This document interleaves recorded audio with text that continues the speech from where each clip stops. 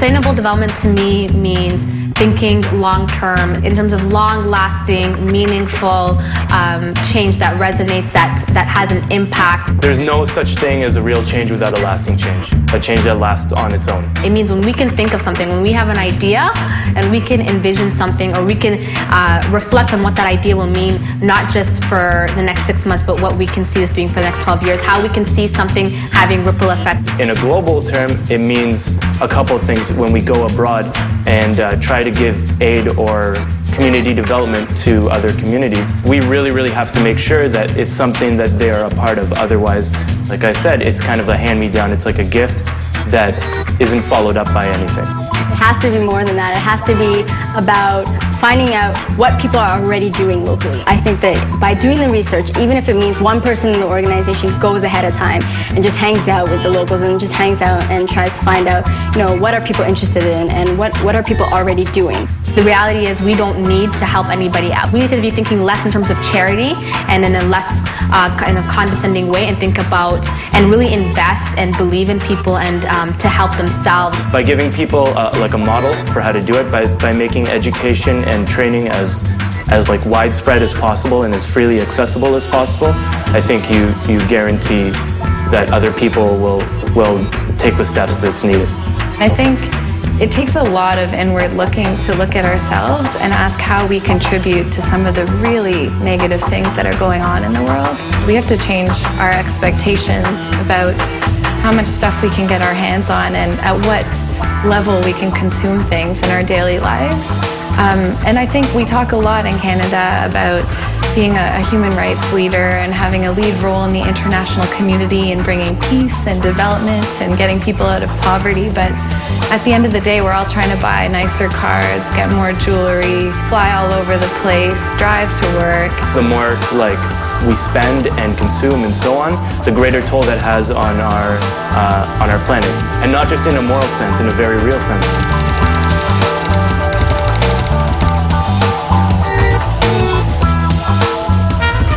It's a matter of really coming up with a few ways we can change our habits and committing to that and surrounding ourselves with people who commit to that, because it can be hard. Working together, the power of youth as active global citizens is unstoppable. And today's technology can provide powerful opportunities to share knowledge and organize efforts. We're living in a unique time in history, the information revolution, where knowledge is power, and we have access to tools that make it easier to find out about the world, to voice your opinion, to create your own art and media, and to connect with others in your community and all over the world. And the remarkable thing is, in many ways, today's youth are holding the key to unlock the unbelievable potential that lies before us. You're the experts in these new technologies. We're at a time when we have the world at our fingertips, and sometimes I feel as though we're taking that for granted. The internet in itself can be used as a huge tool for social change and social justice work. Right now, we're amidst a communications revolution era. We are living in a time where we can speak to someone either in our city or across the world. We can speak to each other. We're connected ourselves to our teachers, to our peers, to our parents, to our cousins in our home countries, to whomever we want. We can communicate with them in a matter of seconds. A lot of youth spend their time online. It's not something you can escape. And I think that it's even replaced some other forms of communication. The media is increasingly in the hands of the people, in the hands of the youth. So we can make videos on YouTube and get thousands of views in the same day. We can make a Facebook group and get hundreds and hundreds of people to join in a day. So the experts are no longer whoever on CNN. We can be the experts on our own issues. I think that it is cool to think about helping the world and making an impact in the world. It's difficult to convince a young person who has it all that they need to be a global active citizen. It's unbelievable how much potential is untapped in youth right now. I think everyone has a general awareness that there's good and evil or whatever in the world, and they want to be able to do something about it, right? So everyone has that kind of instinct. What we have to do is use that and mold it with what they're interested in.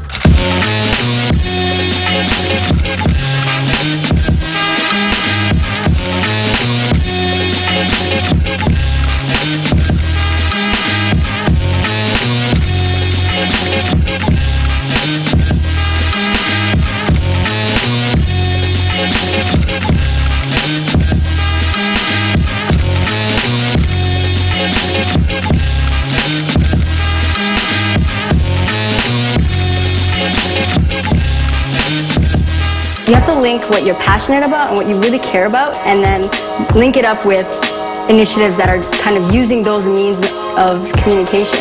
Through media and music and arts and dance and things that are creative that people can identify with, that's a great way to get a message out and to let people see that you don't have to be a doctor saving babies, you know, in a war zone, or you don't have to be the Prime Minister of Canada to make a change. You know, you can be in your community just with your ear to the ground, listening to what people really want, and be an agent for change that way.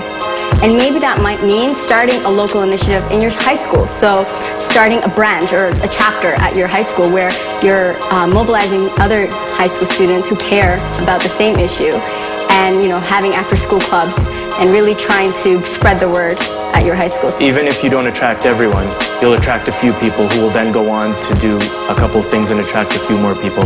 It's like a domino effect, and it keeps growing bigger and bigger and bigger. I think we get a bit of a mistake when we try to think of it as everything on our shoulders, in the sense that we have to be the leaders of this change. A lot of the reason why people don't actually succeed is because they're too worried about being the leader. The truth is, if you find a group of people who want to do what you want to do as well, and kind of lead together, you're much better off in the long run.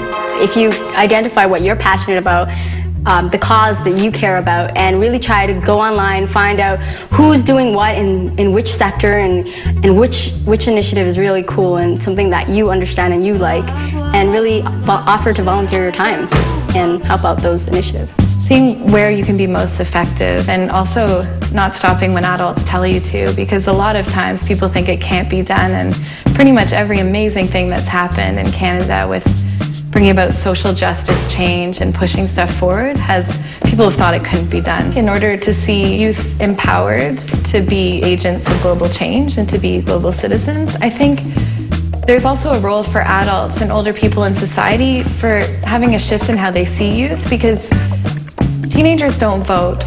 If you're under 18, you're not voting and you're not considered part of the political process.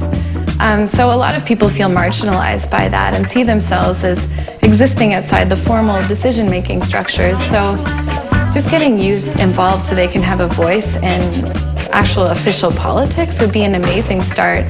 We're the ones who are going to have to grow up and face the consequences of our inaction now. So the more we do now, the more we push the generation that's in power now to do something, the better off we're going to be, in a sense. Advocating for social justice and social change is threatening because it challenges the status quo, but ultimately these changes can really lead to incredible transformations in the way our society works. Young people's voices matter. Your actions can make a difference, and you're smart and skilled enough to tackle the issues and get real-world results. So where will you begin? Live for today. We need to get up, even if they knock us down. They can't stop us. Smile right back at them, laughing and get up. Actions speak louder than 1,000 talkers, so make them blast that and they Walkmans. Get up, even if they knock us down. They can't stop us. Smile right back at them, laughing and get up. Actions speak louder than 1,000 talkers, so make them blast that. It's hard to stand in a nation where the masses sit idle and passionless. Politics is polls in the papers, all the facts is given. Can't ascertain, so the scholars place an asterisk. Stories on the stars to dumb down and distract us with. We can't help but feel detached from this capitalist confusing communion of corporate sponsors and advocates, where every actor is an activist, but a movie cast won't fix these broken homes full of fractured kids. Our broken bones, you can wrap them quick. Folks trying to master this game that I call money for masochists.